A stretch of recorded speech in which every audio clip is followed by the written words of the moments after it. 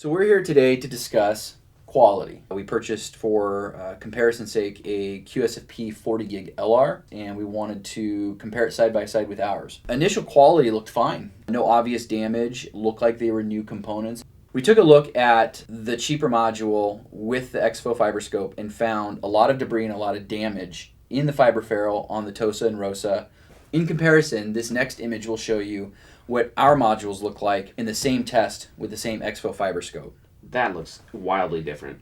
So our next test was to actually plug the module into the switch. And we plugged ours side by side, pinged them up. But what we noticed is the cheaper third-party module was heating up almost too much that you couldn't even touch the part.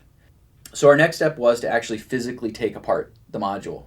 We realized that we probably shouldn't have even inserted in our switch before we did this. We found not only are the TOSA and ROSA used Finisar TOSA and ROSA, that the manufacturing quality to attach the TOSA and ROSA to this low quality PCB board was absolutely horrendous. It looked like they were done by hand.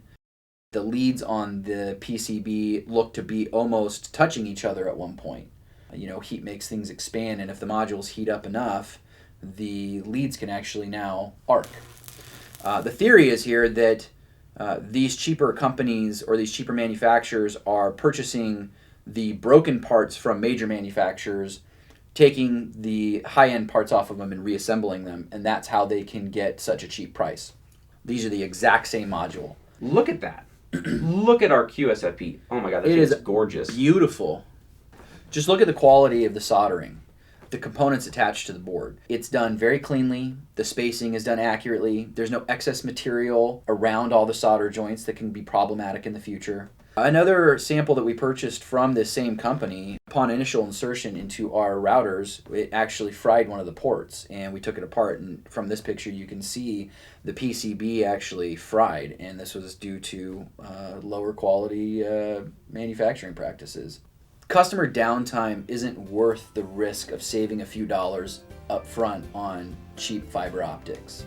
You're better off just spending the extra money ahead of time versus taking a risk and trying to save money but getting an unknown product in the long run.